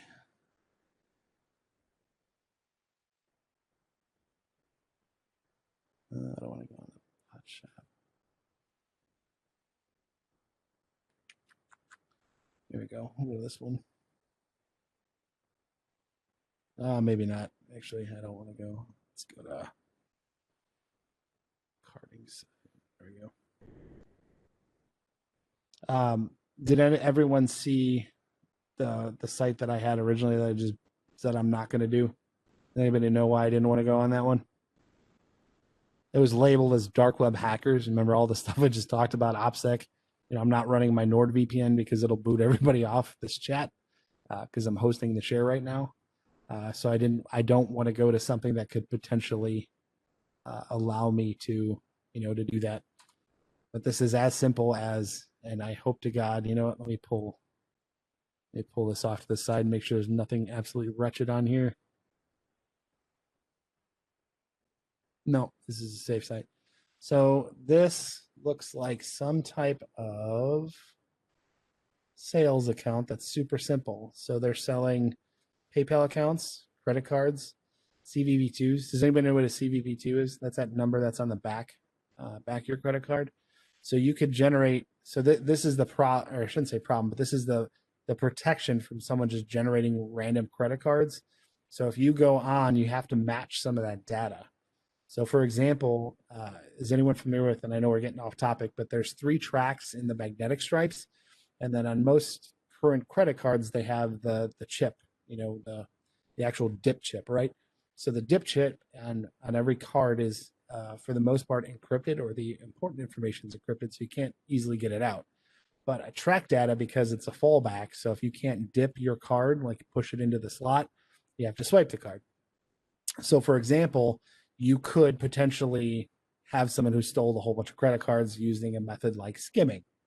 So what they wouldn't have is they wouldn't have that CVV2. So this is something unique, which means that they have credit cards that you can actually use online. Meaning, instead of me cloning the card, like physically from that skimming, that track 2 data or track 1 data, track 2 is the one that's normally used in most retail environments as far as validation and tracking for payment to a bank. But these would give you that additional number that would allow you to authorize. It's like a PIN on a gift card now, but it would give you that authorization to use this card online. And unless they have some type of fraud check on the first and last name, a lot of times with these two, they'll give the names, the names along with them. And once again, I want to tell you guys right now, this is absolutely illegal. If you go on here on this site, I am in no way held liable for any of this. All of this stuff right now that we're looking at, if you go and proceed to buy now, this is illegal. So just be aware of that as well. You want to make sure that you're not breaking laws when you go through here. But that's an example of how to get, we're on the dark web right now in this workstation, linked through this gateway that's out my internet connection at home. So super, super simple, right? So I gave you guys the where to look without giving you a search box, even though this is, old school and kind of crummy. Here's another interesting one too. These are usually pretty cool. So this is a Dropbox probably for a news station or for someone who's anonymously dropping something in here. So what this is a secure Dropbox.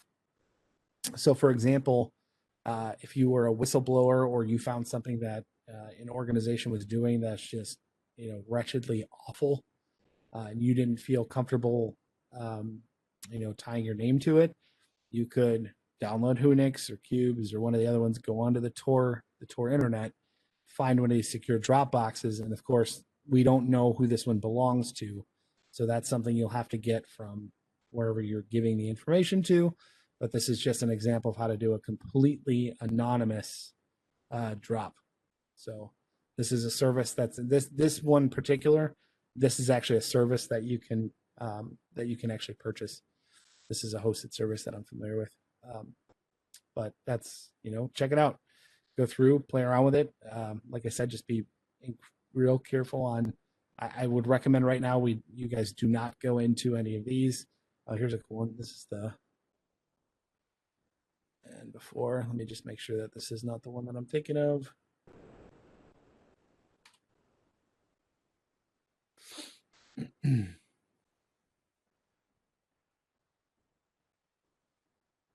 Nope, this is the right one. So this is actually Facebook, just on the dark web. So if you wanted to have all your traffic lessly sniffed by Facebook, I almost called it Snakebook, by Facebook, I don't know how much I would trust actually having those connections truly anonymous or your browsing data anonymous, especially if you're logging in with a username and password. But again, if I was doing OSINT and I wanted to remain anonymous, I know we talked about using Facebook on the clear. You could potentially use this to create a new account on the dark web, which I have been exploring lately and have not gotten these flagged, by the way.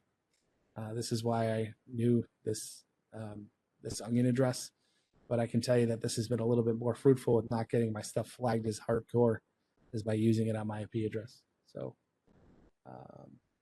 but I'm going to pause here because this was an absolute metric ton of information to get to the dark web. Does anyone have questions on anything up till now?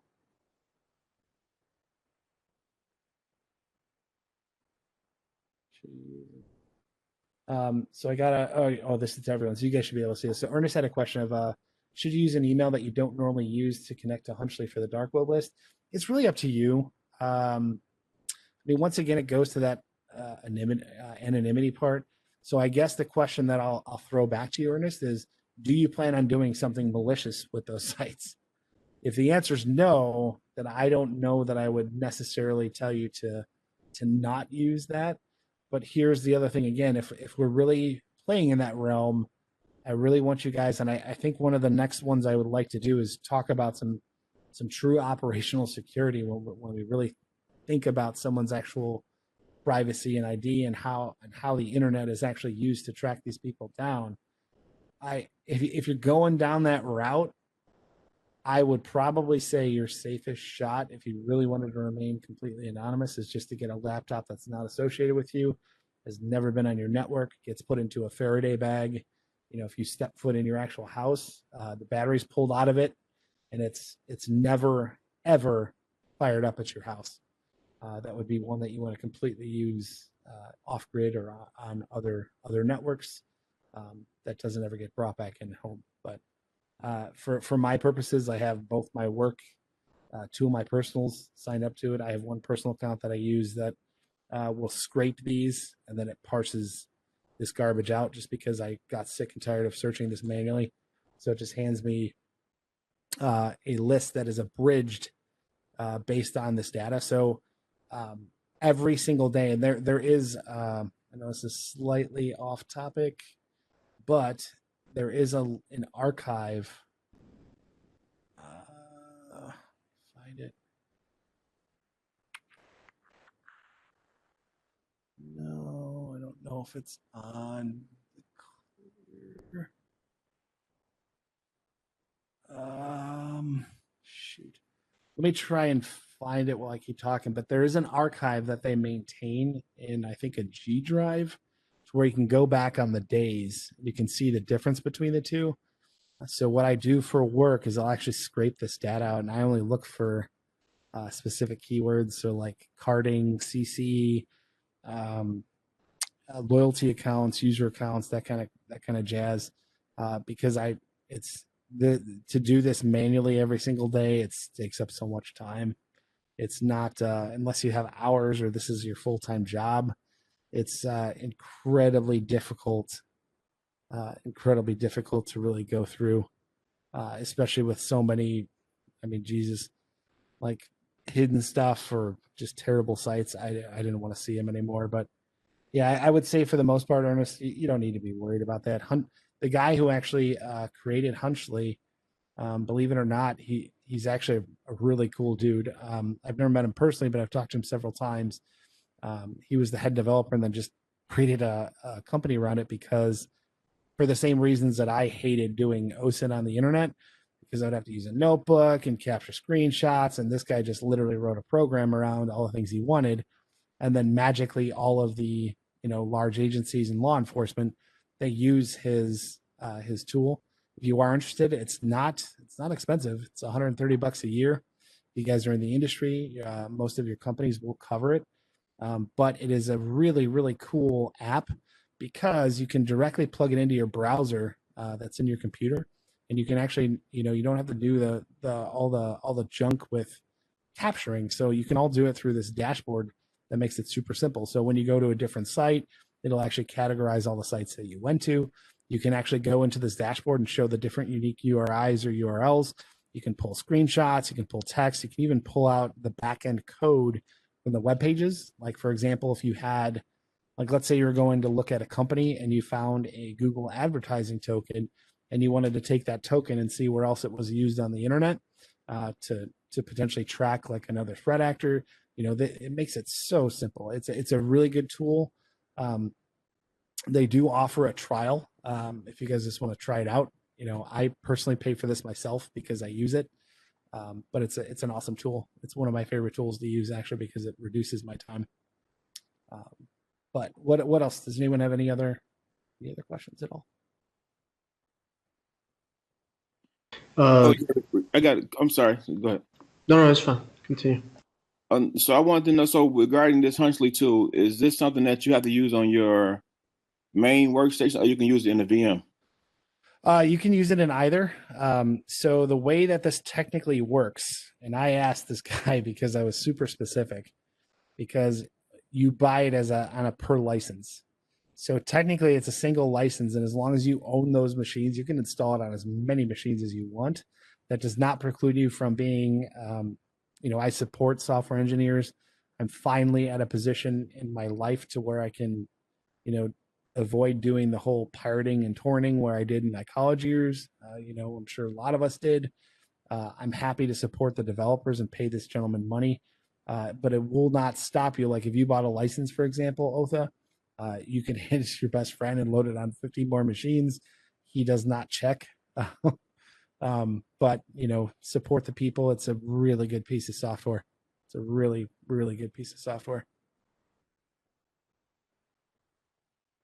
I was gonna ask, isn't there if you use the Tor network, there is a wiki page, right, with links? Would that be a good substitution for this program if you don't want to?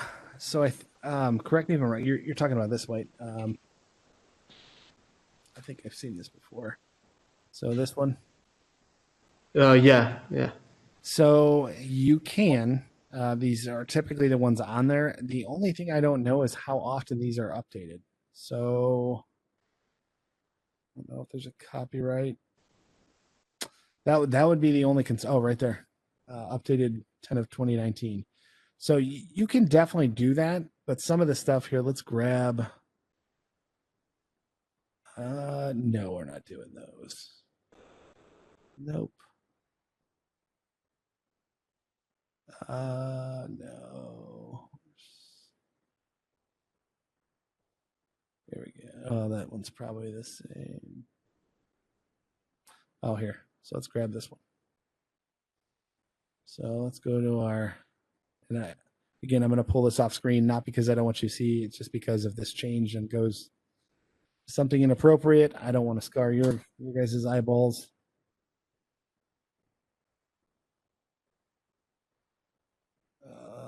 It is taking a very long time to load, which is probably going to 404. Yeah, that's the main problem I had with this. Is most of the links are broken. But Yeah, they change a lot, man. Like it's so easy to spin up an onion link. There's tons and tons of online searches you can do if you want to build your own site in there. it's so easy to do that. They just usually just dump and abandon. That's why all these the quote unquote domain, they're just junk. It's just a long string of just garbage. And they go up and down, for various reasons, tracking, maybe the site got compromised or popped. It's a common obfuscation technique. And like, I know we talked about this in the past, but this is really where all your, the bad people hang out, and they have particular ways of using operational security on their own end, so it can track by governments or other things too. So yeah, this site is definitely not loading. So I would probably say at this point, it looks like 9/21 of 2013. You can try it. I'm never going to tell anyone, if they find something like this on there, try it. Absolutely try it. Just like I said, if it's older, I know the Hunchly stuff is up. This is something, and this is one of the reasons why I really love this service. From a side being, as Otha says, free 99, but it's pretty darn accurate. And they go through each day, and that's why I said, that archive, which it looks like he pulled it off his site finally, but each day this is done. So if we go back to the top, so see this right here, last contacted, all of these were contacted on 12/21. So, and it will show you, let me see, so 403 forbidden, but it's still up. So 404. So this site fell down, but it was still attempted to get contact.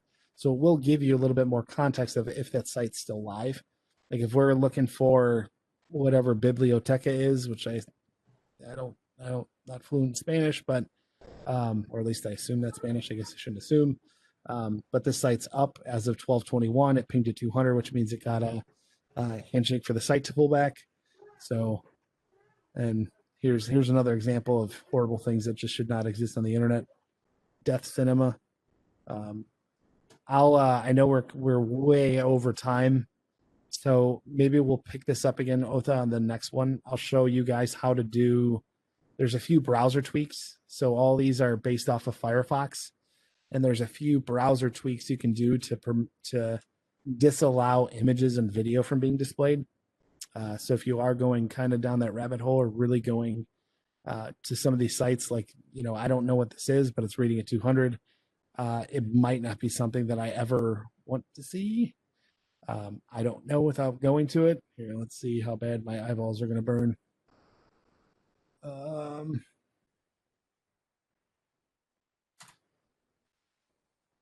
And you do want to be careful. Oh, this one.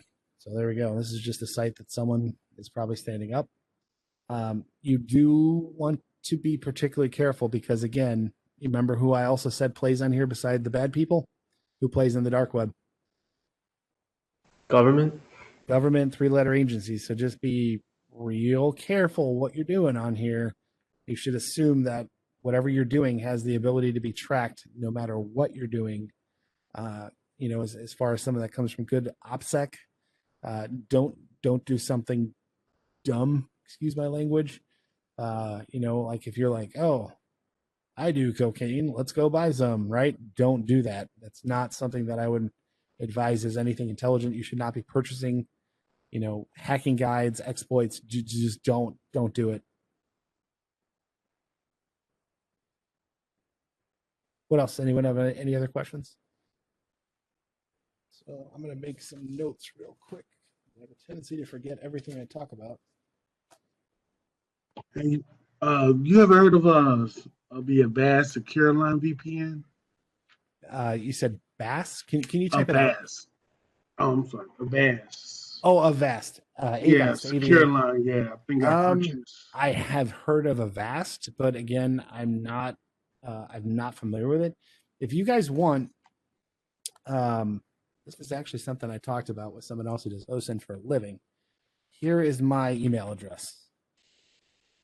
If you guys are comfortable, shoot me an email or Otha. That's another. Obviously, I know Otha's been around longer than I have.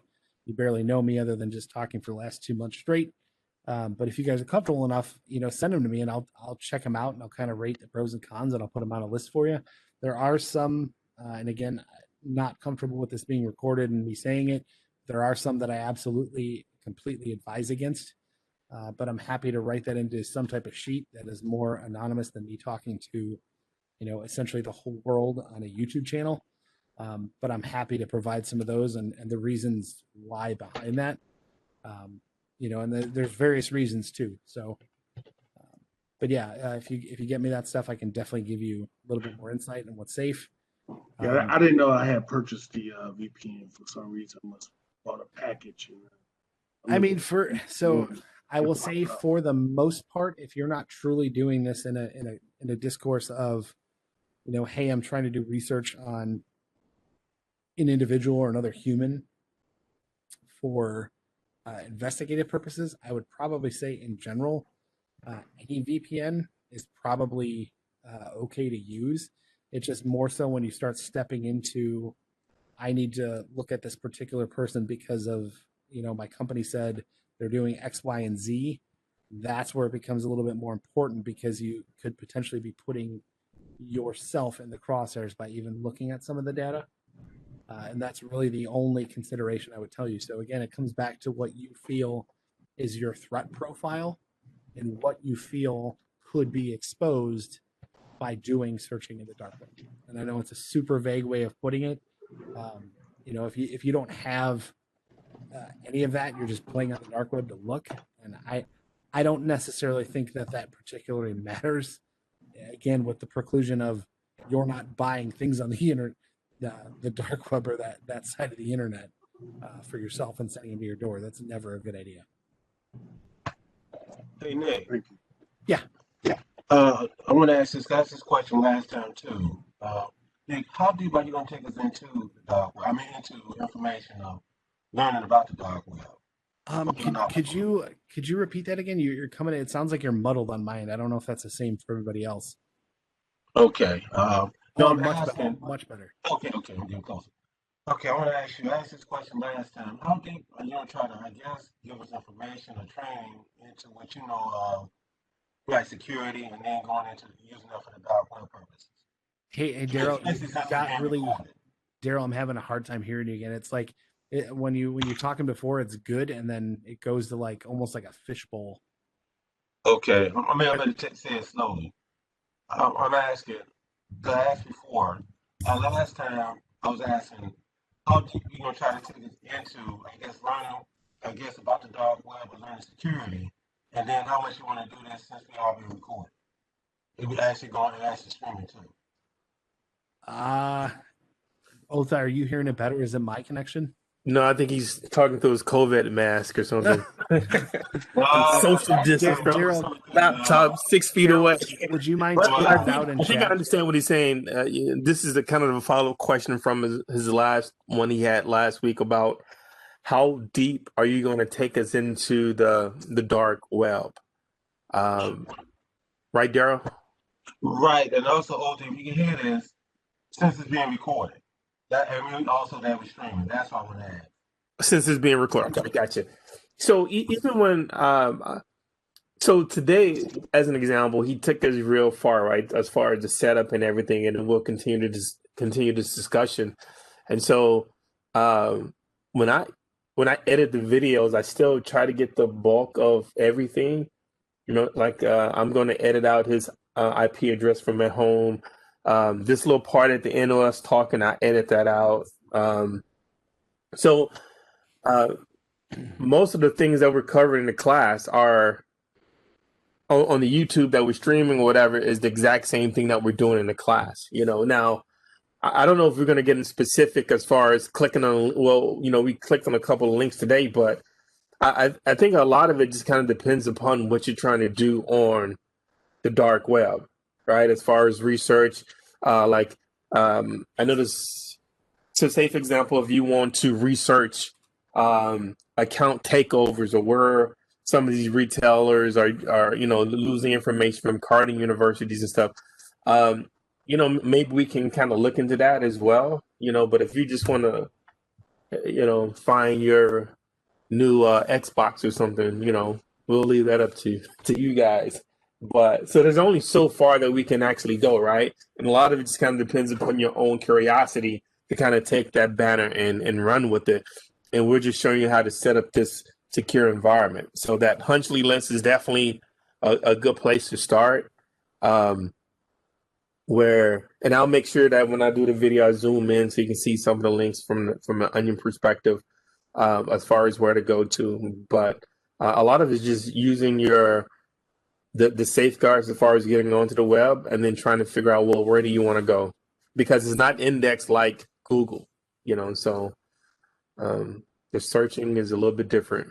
So I also just did a quick search on YouTube to see if they actually showed stuff in the dark web, and I'm not really seeing anyone that's actually browsing in the dark web. So I mean that should probably tell you right there that some of the stuff that you do go into. Now there's tons and tons of tutorials that I've seen on how to access and get up, and that's pretty much what we are. If you are interested in something specific, Daryl, like if it's a research thing, we can definitely handle that in an offline manner, definitely in one of these courses too. I'm sure. I don't think that would matter if, to OTA, so to speak, of recording it or not recording it. I just don't know how YouTube takes the dark web. That would be the only consideration. I know that they do some things to prevent certain topics on YouTube, and I don't know if this would be one that would either get OTA flagged with his account or if it would even be allowed by their practices. I don't know. Yeah. So if it's something specific, Daryl, just shoot me a text or an email.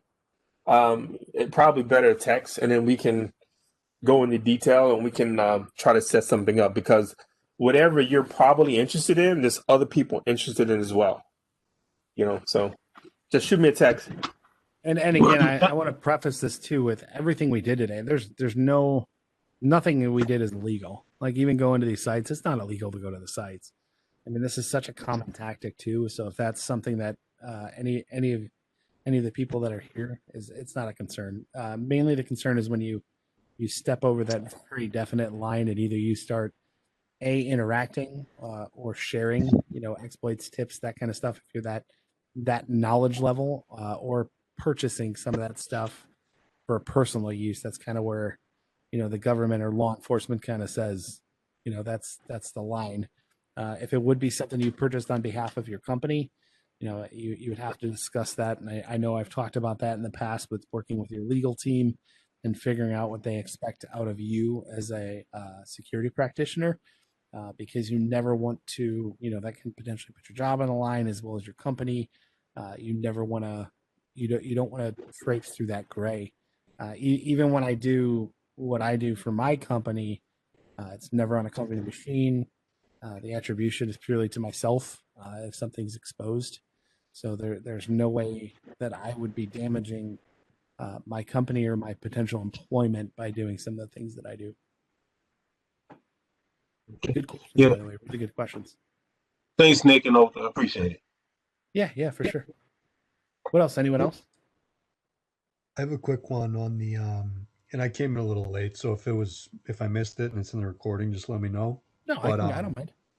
in terms of the Hunchly tool, do you guys have any sense? I'm assuming it's not like comprehensive, but like what's the methodology they're using to index this? And do you have a sense of like, is it a tip of the iceberg kind of thing, or does it cover a lot of what's out there? When you say cover a lot of what's out there, are you saying how it pulls the information back in, or well, just like how many records, first of all, I guess, are in this download that you got, and Oh, you're like saying this download. What percentage of the dark web do you think they have indexed here? I guess. Oh, this is 100% of the dark web.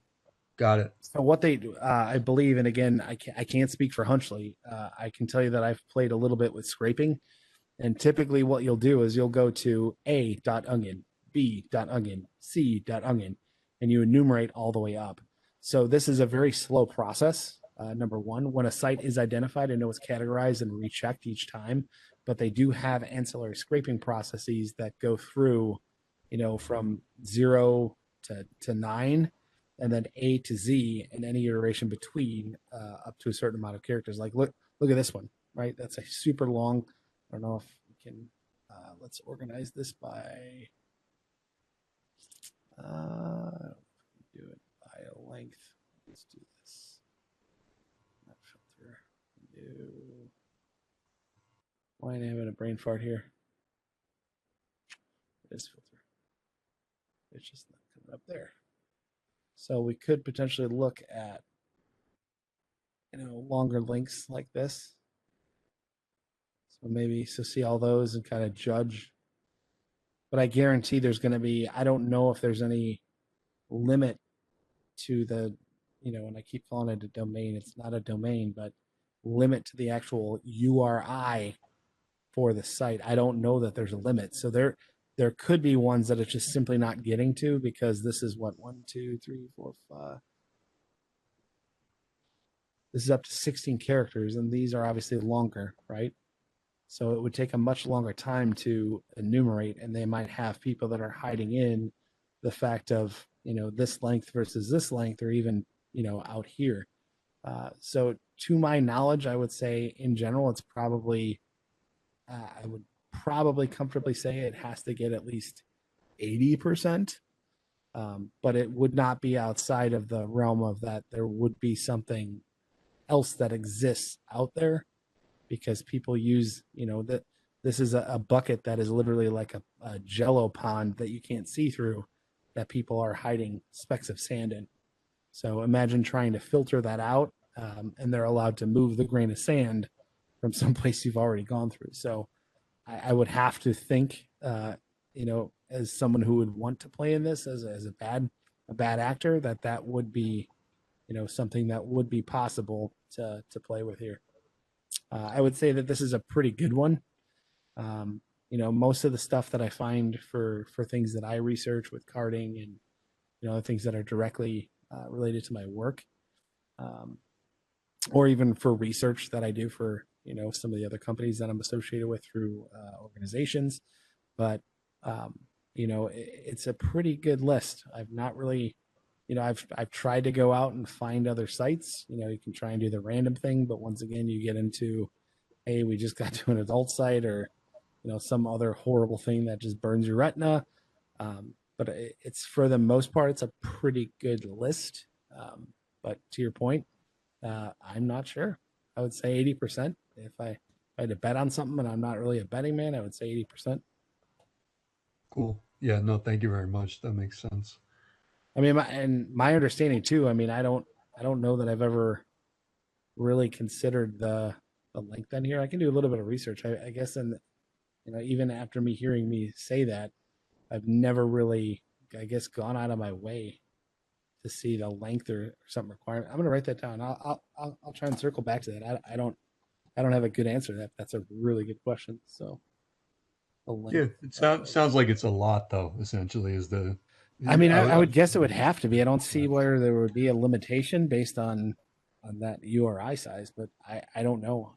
I'll be honest. I mean, even though I'm talking to you guys about topics I use, I'll never consider myself the person that knows absolutely everything about a singular topic unless I made it up. And this is definitely one I didn't make up. So it's a good one. Actually, that's actually a really good question. Interesting question too. Thank you.